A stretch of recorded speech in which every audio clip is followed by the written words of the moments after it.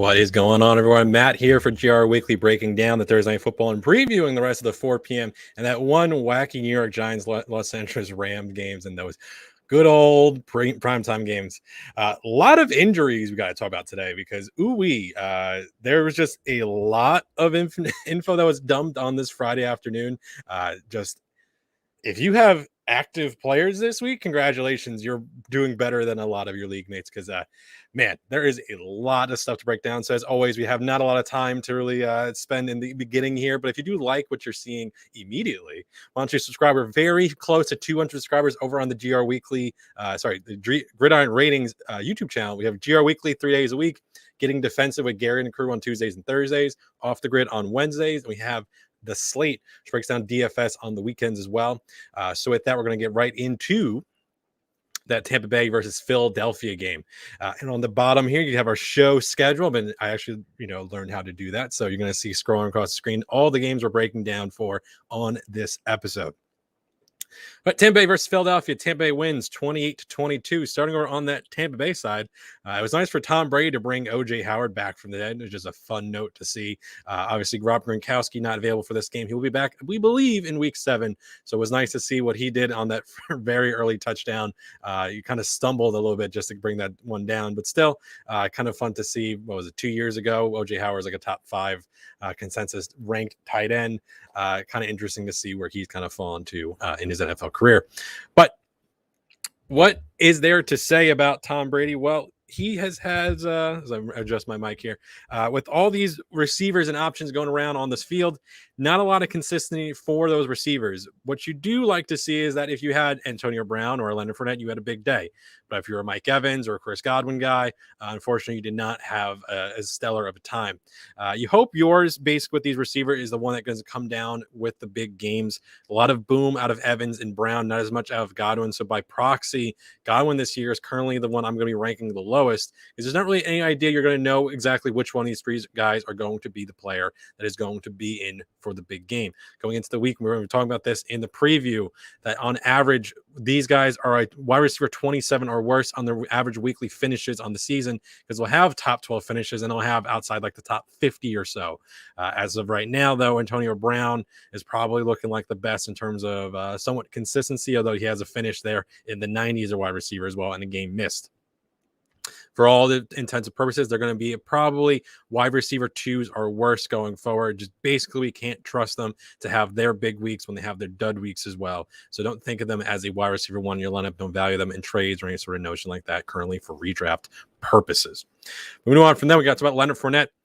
Kind of a locked-in type 12 type back on the season. 3 straight games of 100-plus total yards. The other backs are not a part of it with him at all.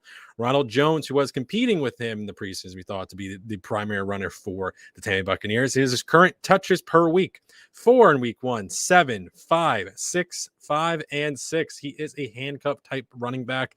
That is all of the notion that's going to be placed on him from me. He should not be looked at as anything else but that. Him and another player in this running back situation in this game are handcuffs. They should not be starting for you in any sort of regard going forward. Moving over to the Philadelphia Eagles side, Jalen Hurts. Once again, a big fantasy day, and once again, everyone thinks he's a terrible quarterback who's not deserving of what he's doing on the field for what his fantasy point total shows him as. Now, I get it. Around 8 fantasy points at halftime, finishes with 27, well on his way to probably another top 10 quarterback finish. I'm fine if he finishes outside the top 10. If 27 is outside the top 10 for me in week 6, that's pretty good for us, because we've been seeing some up and down performances from every single quarterback outside of him. His worst weekly finish has been QB 10 on the season. No other quarterback has a finish at every single week within the top 12. Patrick Mahomes was the closest. He was quarterback 13 in the last week against the Buffalo Bills. Moving on, with the 115 yards of passing offense in this game, bad game plans, because I don't understand why you keep calling up big passing plays for Hurts if he's going to keep consistently overthrowing them. They had 9 rushing attempts in this game. I saw a stat today on the Twitter timeline that the Philadelphia Eagles have called 78 rushing plays on the year that aren't accounted for with Jalen Hurts. I don't particularly understand the overall notion of why they're not running the ball. I understand against Tampa Bay, it's a team you just don't run on. I made a joke that last night Miles Sanders tripled or doubled his yearly rushing output on back-to-back carries, one of them going for around 20 yards or so, and the other one for around 15. But 9 total carries for Sanders in this game, none for Kenneth Gainwell. Gainwell didn't show some flash a few weeks ago, but for me, he does go back into being not a competition for what Miles Sanders can at least be. He is a workhorse back without the work. He is the primary running back we should be looking at in the Philadelphia Eagles backfield. We get a little more consistency there, at least in terms of what we can think of these guys. But Gainwell should not be anywhere close to being a starting option for you right now. I understand even with the running back situation, as bad as it may be, that is not a player I want to be putting into my lineups. Some news did happen, though, with the Philadelphia Eagles in terms of trades. They traded Zach Ertz. I did make a note that I was expecting Ertz to be traded when they were kind of hinting that someone was going to be on the move and the Arizona Cardinals were looking for a tight end. I said Zach Ertz, but I said going back would be AJ Green because there's not a lot of consistency in terms of the wide receivers over there in Arizona. I want some more consolidation of the targets, and I don't think Ertz going there helps them very much in that regard. They did get back a quarterback and some picks, so that's fine. Zach Ertz does become a better value, I think, with him going to Arizona. Because now I think it can at least be consistently somewhat of a top 15, top 12 sort of option. Dallas Goedert, obviously an uptick here, was not active for this game because of COVID, but he should be back within a week or so. Moving on for that sort of situation, the receivers. Rager seems like he's never going to be a thing, and Devonta Smith is good, but I still can't think of him as the quality first receiver option in an NFL offense that struggles so much to move the ball in terms of not allowing Jalen Hurts to just kind of hike the ball and make magic. I think both them and the Seattle Seahawks have a very much of the similar game plan, which is hike the ball to the quarterback, have them make magic. If you have something great and positive come out of that play, great. If not, that's just pretty much, status quo. This is a bad offense. This is a bad overall team. He doesn't play defense for them. So it's not like every single mistake and ill regard of the Philadelphia Eagles offense falls on Jalen Hurts, but you gotta remember he's still technically a rookie. This is what his 9th, 10th start in the NFL, compared to Trevor Lawrence, Mac Jones, Zach Wilson, all the rest of the funky bunch. He is the best looking and best performing of the group. He's being put in a spot though that he's not a rookie in really, in all intents and purposes, he pretty much is. So for me, there's still too much weight being put onto Jalen Hurts that you're not seeing with some of the other players. For me going forward though, Hurts and Goddard, the only real recommendations right now, with Smith and Sanders being low wide receiver and running back 2 or flex options. They need just some consistency. I understand this was a short week, bad matchup in some regards. I just need a little bit more out of this Philadelphia Eagles offense to be trusting of them going forward. So before we get into the games, we have a million injury updates. So we're going to go through them now and what should we be looking for in those matchups.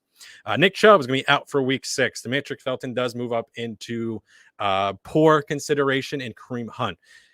We'll talk more about that game in a bit, but it just went on right now. Nick Chubb out for week 6. Daniel Jones should play. Mixon should be full go on Sunday with his full workload out of the head coach, Zach Taylor, for the Cincinnati Bengals.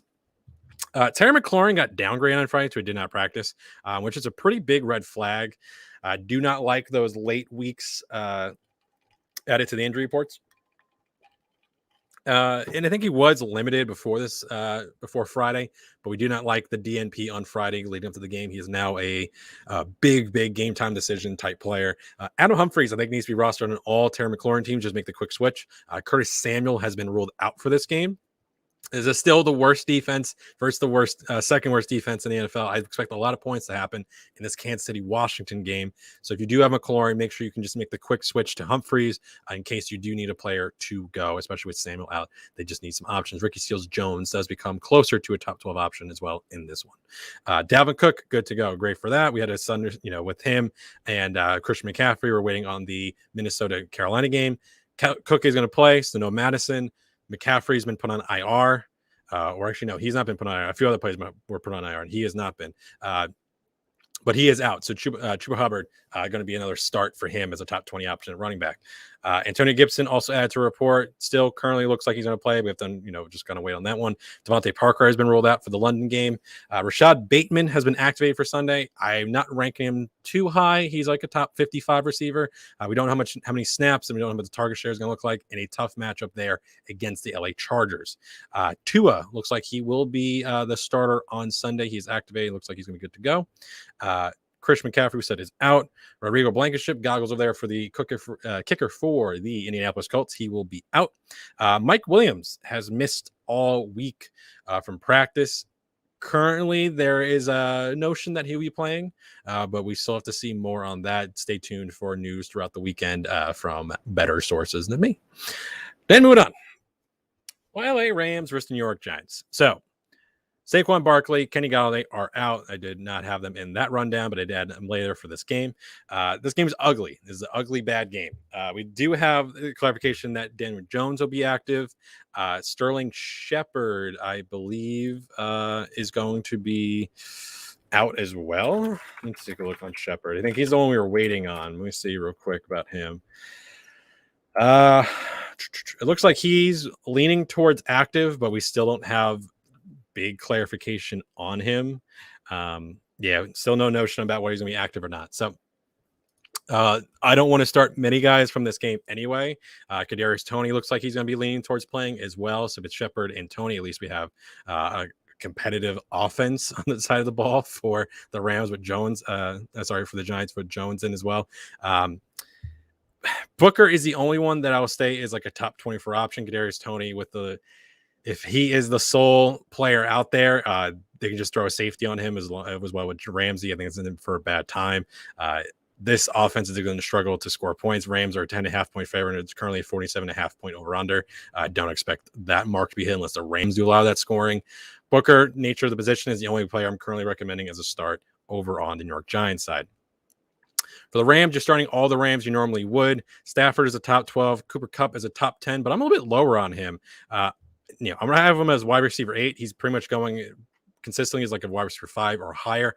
I think this is a bad game unless the scoring is leaning towards him heavily. I don't think he gets there. I don't think there's a ceiling game for him. My favorite start of the group is actually Daryl Henderson as a top 12 option. 1, because he's a running back, and 2, because if this becomes a disgusting, gross game, I think he gets a good amount of work there. Tyler Higbee, also a top 12 in this game. It's a lot of bad games today. I'm going to just say that real quick.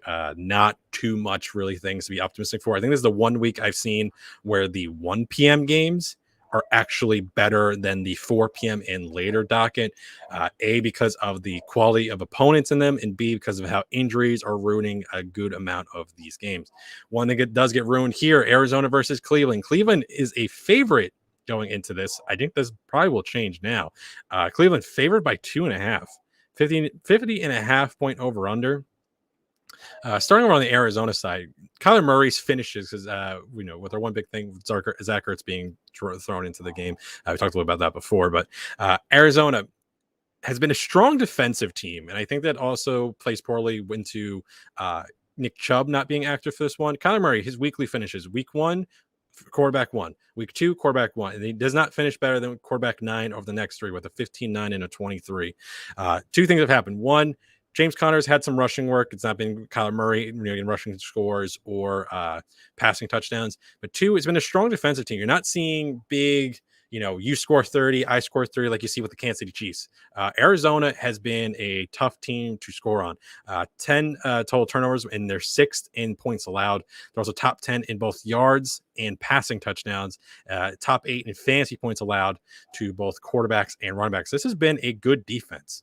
They are in my top 5. There's only 3 DSTs that I currently have ranked over them in DSTs ranked for the weekend. They played some pretty good opponents: Tennessee, Minnesota, Jacksonville, the Rams, and San Francisco.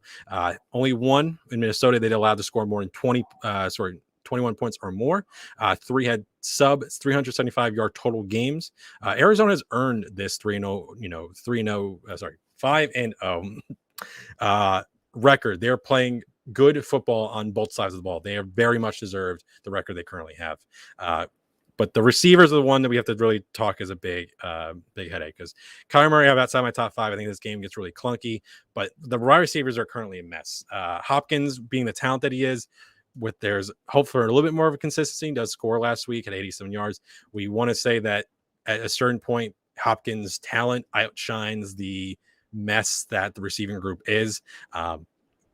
I do have more faith in Edmonds and Connor, considering what the positions are, both top 24 for me at their position compared to the receivers, as Hopkins is the one I really think is a start. The rest of them are all flyers in your flex, but none of them are saying you need to start with any real, gusto. Moving on to the Cleveland Browns side. The only recommended start here is Kareem Hunt. Safe sits for all other players. We need to talk about what Hunt did in 2020 without Chubb, because there was 4 games he started last year with Nick Chubb sidelined. Kareem Hunt going into this game, limited of his own injuries in practice to his hand and his knee. But fantasy point averages with and without Chubb in 2020. The 4 games without Chubb, 13.6 full PPR points, and the 12 games with Chubb, 13.7. Shows he's pretty much the same exact player. He did a little bit more scoring with Chubb in there because he was being used as a fourth quarter hammer just to come in late. We've talked about it a few times on the show. 50% of his touches last season came in the fourth quarter. So he's being used when opposing defense was already tired. Bringing in a former rushing champ like he was in his rookie season, being able to have a hammer the ball late, being used in situations where the defense is already tired, was very important for his scoring back in 2020. But here in week 6 for 2021, he was a top 15 play because he's used in high impact fantasy valued situations. He does get all the work here, but that includes the low value situations where he's being used in, between the 20s, spots where we're not going to say he's going to be getting a good amount of fantasy points in a short amount of time. Dimitri Felton, I said he is not a recommended start for me, but Hunt does not move. He just moves up one de facto spot because Nick Chubb was removed from my ranks. But otherwise, I don't think this is a very high scoring situation from the Cleveland Browns. This is a worse offense without Chubb. But they're also just not getting consistent play from Odell Beckham Jr. in a week 5 game where 500 yards were accumulated, 40 points scored. It wasn't a tough matchup on that LA Chargers secondary, but 4 points coming out of him full PPR. He's not a need for me in my lineups. He's probably going to be a flex in a lot of teams out there. And if it gets going, I'm fine with it. I would like that to see. I have a lot of Odell in a lot of leagues. I had to drop him in a 10-team league to pick up a running back with buys. But for the Cleveland Browns, there's just not been an incentive we've seen last year in going to 2021 with the new offense that Stefanski wants to run, that Odell is a necessary play on any certain drive. Baker Mayfield, currently one of the lowest passing touchdown quarterbacks in the NFL. The only only players that have thrown fewer touchdown passes than Baker Mayfield has done are all players who have not started the full acumen of the games. He has 4 passing touchdowns on the season. He's tied with guys like Jacoby Brissett for lowest in the league. All the other players that have less than him are guys like Justin Fields or worse, like Geno Smith and, Tyrod Taylor. These are all guys that haven't played 5 games. Baker Mayfield has 5 games played, doesn't even average a touchdown per game. That's not a guy you need to be starting. And it hurts, the rest of them. Hurts Odell, hurts the tight ends, hurts anyone included. Moving on to the Las Vegas versus Denver game.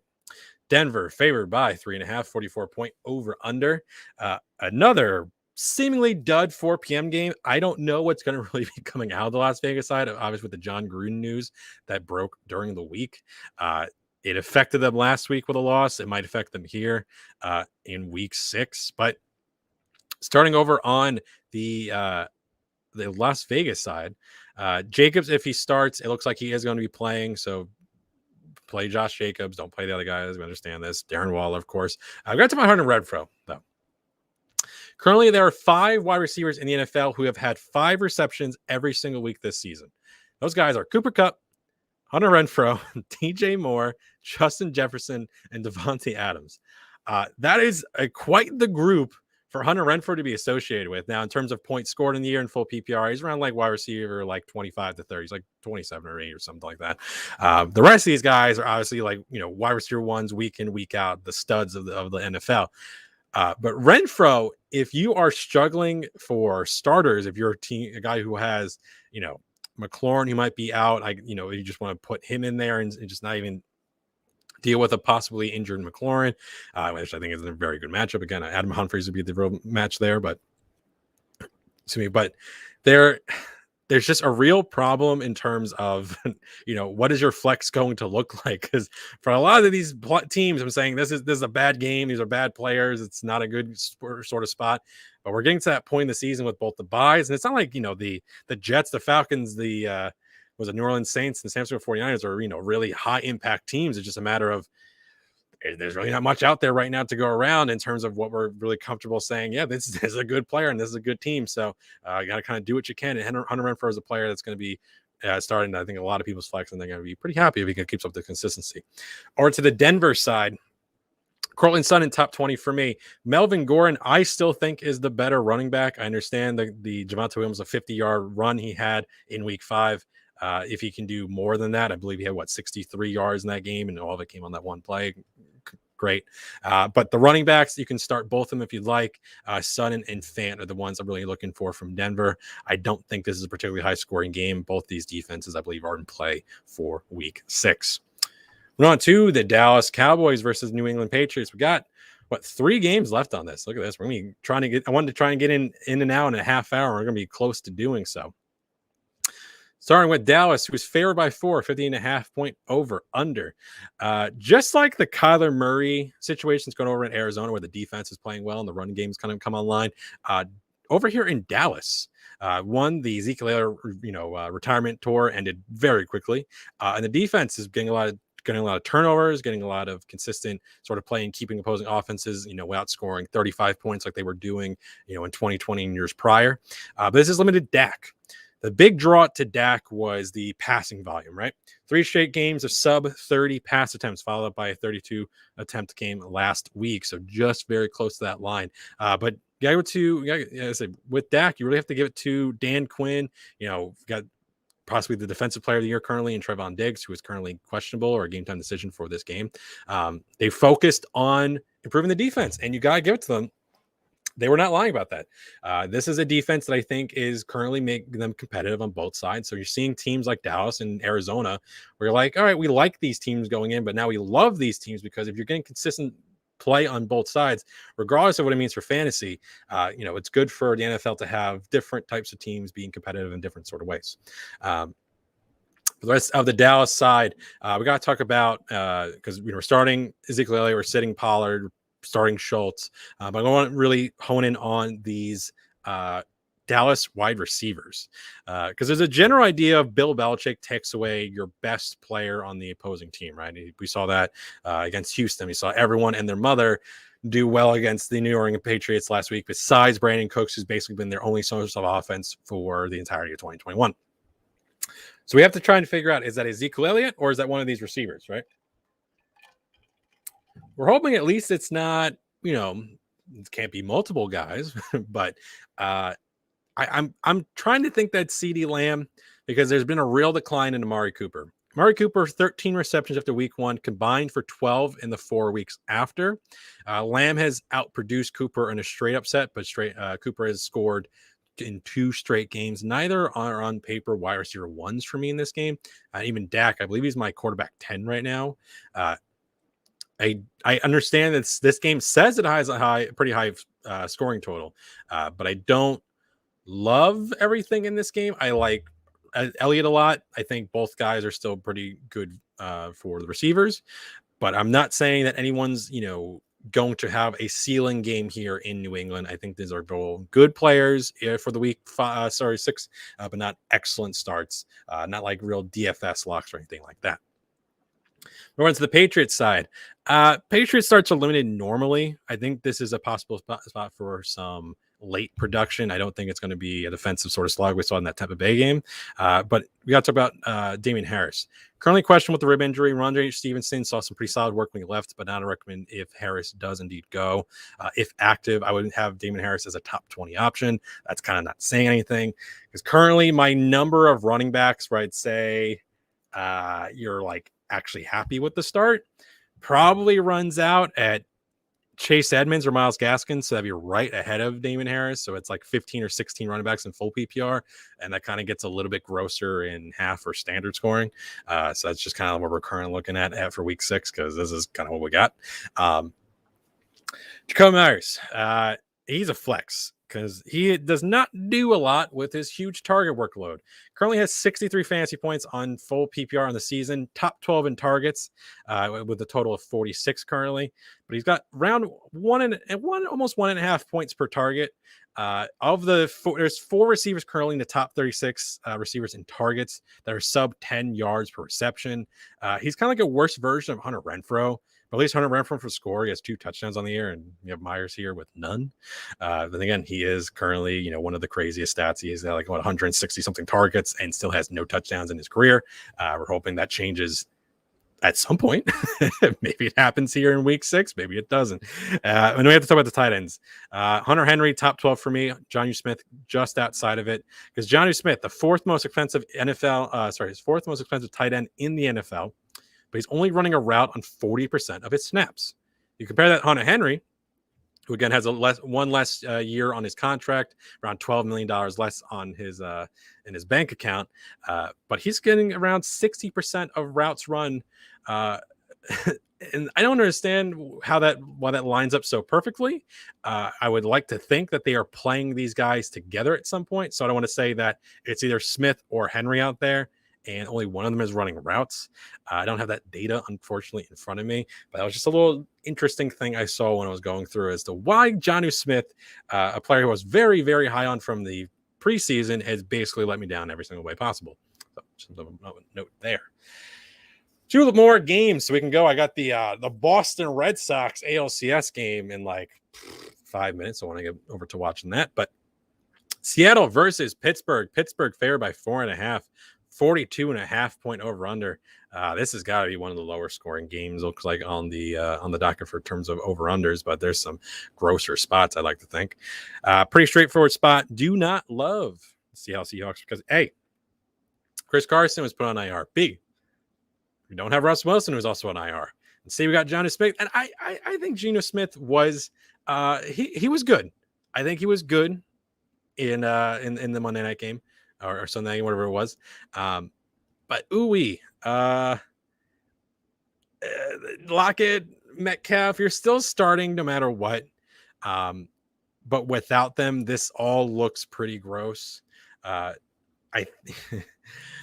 I'd rather start for Metcalf is basically all the big boys, because it's not like he couldn't score with Geno.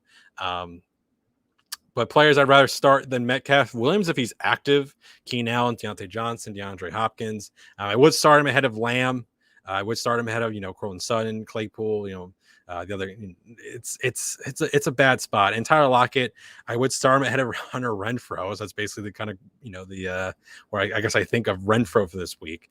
But RS 26 for Lockett, 13 for Metcalf. Alex Collins, a top 24 type de facto back. In terms of all the running backs filling in, Daryl Williams would be my favorite, then Chuba Hubbard, then Alex Collins, running back 25. Start those guys over Khalil Herbert all the way down to running back 29. It's all gross and I hate it. Otherwise, on the Pittsburgh side of it, I think that we're going to see a little more consolidation of the work. Ben Roethlisberger, I think if you're in a tough spot, I think this is a good looking matchup for him. With Juju out for the season, Deontay Johnson and Chase Claypool, I don't think they move into complete ultra smash spots, but I think Deontay Johnson and Najee Harris are both top 10, top 5 sort of guys at their position. Claypool doesn't, was some consideration. Does he see Juju's targets or not? I don't think he's just going to see a straight uptick. There wasn't much going his way anyway. James Washington, if he is active for this game, we're going to think he fills in as the 3rd receiver. Deep flyer. He's a guy I've been looking at for a few years to finally break out. Has not done it to this point. Hoping it does turn around sooner rather than later for him. And one last game. Like I said, not a lot of one big things that I'm looking for in these games, because there's really not a lot of real analysis that needs to be done outside of seeing if these are good games or not. Because you're basically starting all the players you normally would.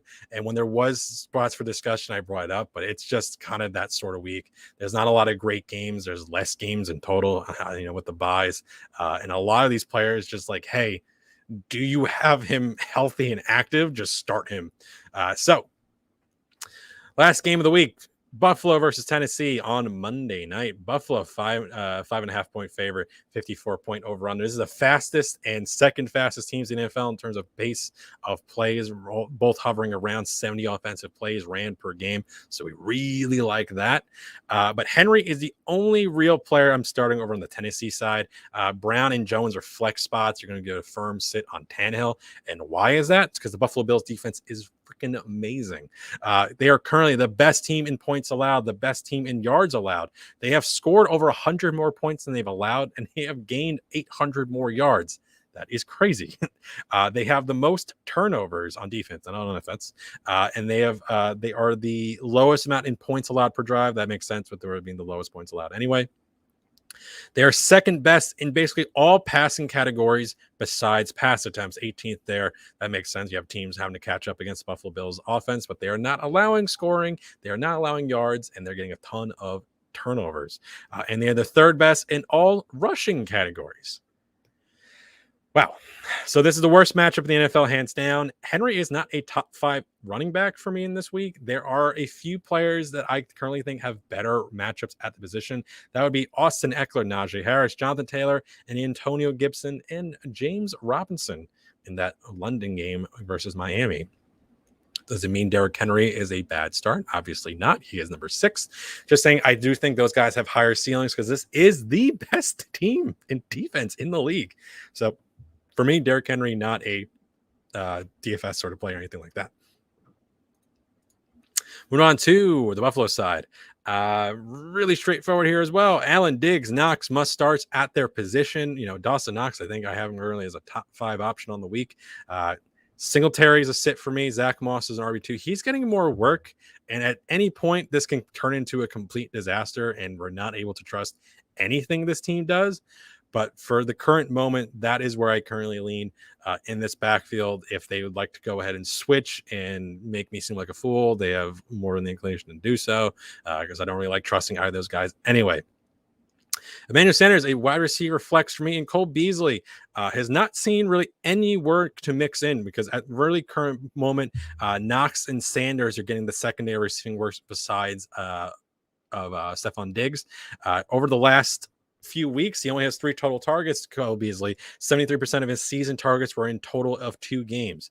He is a flyer. This is a good spot for the Buffalo Bills, but no real need to start Beasley because they're not even looking his way. Again, so much of his work in like that 13 target game back in like week 3. They're just not prioritizing at all. And still Gabriel Davis is not even on my radar at all. All right.